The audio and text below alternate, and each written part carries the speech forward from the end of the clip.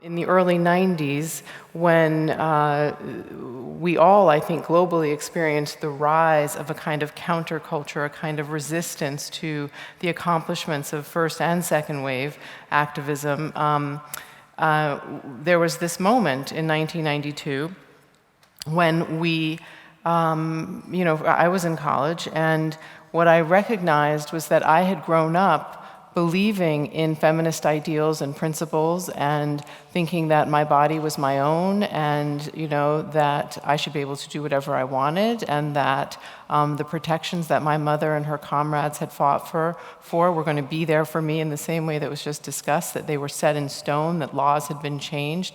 And I actually came of age to see that my president at the time, George Bush, was actually eradicating reproductive freedom laws, just one after the other, just felling them. I saw the rise of police brutality simultaneously. At the same time, in the 90s, we were fighting the AIDS, HIV epidemic, and no one in the government wanted to discuss it. There was a kind of silencing of the gay, queer community.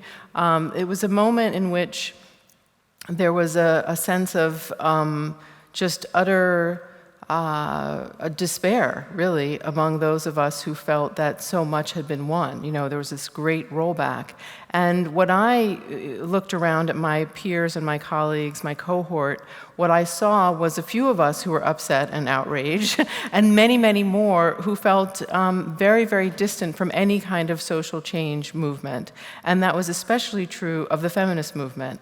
They were afraid to call themselves feminists. They felt that feminism was something that was in the past, that there were no problems anymore, and that there was really a kind of deep disconnect, And so when I looked around, coming from where I came from, and thought, oh my God, we all need to be mobilizing and we need to be talking about these things, there was a kind of silence, in the gallery, and I thought, oh, okay, so my work right now is to make sure that we don't lose an entire generation.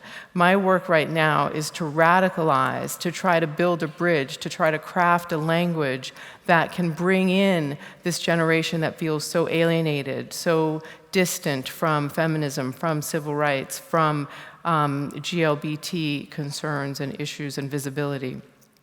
So that was really the beginning of my movement into third wave. It was really like, how do I articulate this as a pressing need? How do I do this? How do I stir this up? The first aspect of it was to actually talk to young women and find out why they felt so disconnected from feminism. And of course, so many of them felt disconnected because of the bad press, that feminists were all man-hating, lesbian, not that being lesbian is bad in any way, but they were, hairy and, all of that. And so there was that whole contingent, which was, okay, I could sort of engage that in a very direct way. But then there were the group of women who felt that the term feminism and the movement of feminism didn't really come out of their lived experience. It wasn't organic to them. While they deeply believed in gender equality, while they deeply believed in the need for, all kinds of civil rights legislation, while they deeply believed in the things that the movement had been fighting for, they just didn't feel that they wanted to identify in that way. They felt that it was a totalizing identity that limited their choices. They felt that by choosing that kind of language, they were setting up a barrier between them and other people. And at that moment, there was a sense of wanting openness, wanting to not put labels on that would separate us.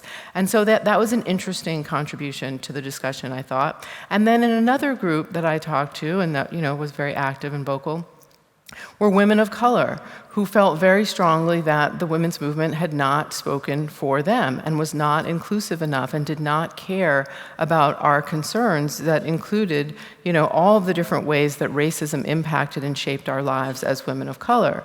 So we had, that group of women who were completely alienated from feminism, and so then sort of, not participating in a certain way. And then once again, over here, there was a group of people, men, who felt that they were being constantly sort of criticized and vilified by the feminist movement and not thought of as potential allies, and sort of rejected out of hand just because of their anatomy, and that was a problem, so they felt a kind of alienation. And so, oh gosh. And then there was a whole other group of people who, oh my gosh, who felt that, when they looked at the feminist leaders, that not only had they deconstructed the problematics of centralized leadership within the feminist movement, so there was this idea that there were, one or two or three or four people telling us how to be feminists, and that was a problem, and that we needed to have a more diverse leadership, right, that could name different issues and can speak in different languages about what was going on. And then there was the group of people who felt like, I'm looking at all of these leaders, and not only are they centralized, but they're also completely burned out and exhausted, and I don't want to be like that. So why should we try to change the world and give our whole lives and not be certain that the changes that we have fought for are going to be permanent? Right? So we birthed third wave. We birthed third wave in the context of all of these different narratives. I mean, my thought was, okay, how do I take all of this in and create something viable? And so third wave was born with the intention of both emphasizing our similarities, right? So second wave, third wave, by saying that we care about many of the same things, but also second wave, third wave, that we are different and that we want to participate in movement activity in a different way. And we want to have different goals that we can articulate on our own, and that many different people will be articulating per their experience in their different communities. So our first project, as Third Wave Direct Action Corporation, which was our first manifestation or iteration of third wave, included things like, lesbian kiss-ins on Republican senators' lawns. We did protests at prison sites, sites that were identified to be future prisons, in which we blanketed the area and refused to move. I mean, there was this sense of how can we become multi-issue, inclusive, decentralized, sexy. I very much, when I was speaking a lot about third wave at that time, I told people, you don't need to call yourself a feminist. That's not important. What's important is that you're committed to the work of equality, not just of gender equality, but equality of all of us, so that every person, no matter what they look like, no matter what they do in bed, no matter how much money they make, no matter whatever, that they are treated with respect and dignity. And those were the kinds of ideas that we were planting to really energize the base, to really make sure that we had this moment. I feel that in so many ways, the work that we've been doing as third wavers, talking about all of this stuff for 20 years, has birthed the possibility of Me Too, of the fourth wave, because I'm telling you, we were losing you. I don't know how to express this enough. I mean, when people ask me, is this time different than when you were talking about do me feminism in 1992 or 1994, when I was talking about the importance of sexual empowerment within a feminist context? I say, absolutely this is different, because the majority is saying Me Too and talking about, consensual sex, talking about eroticism, talking about the right to have sexual power and pleasure. When we were talking about it, it was like us and 10 other people, But these are the seeds that I felt were so important to plant at that time, so that with this idea that they would ripen, with this idea that we would not be, that there would always be feminism. That was my dream, that we would always have it and not lose it. So I'm almost done with my time.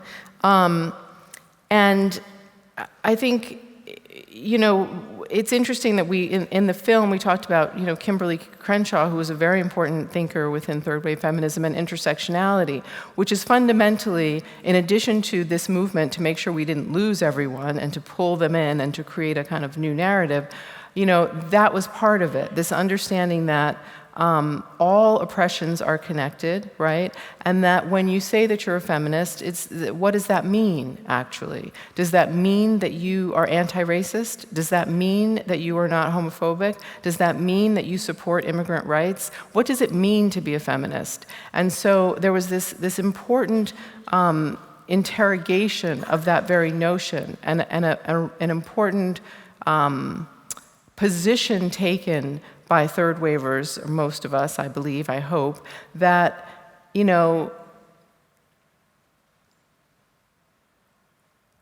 almost went into deep vernacular, like, don't come at me with some, but I'm not gonna do that.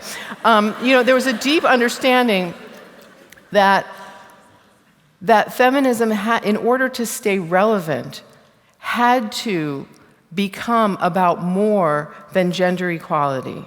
Right? It had to take into account all kinds of equality, or else what would happen is we would get privileged white women into positions of power who would then be racist and homophobic and, anti-immigrant rights and all, So it was never, we had to really claim that was not enough. Right? That just having representation of people who were not radicalized, who were not, deeply committed to completely deconstructing the ruling class elite, the structure of our very culture, hyper-capitalism. I mean, that we had to know that those women were going to care about us as well. And that is my time. And we can talk more later.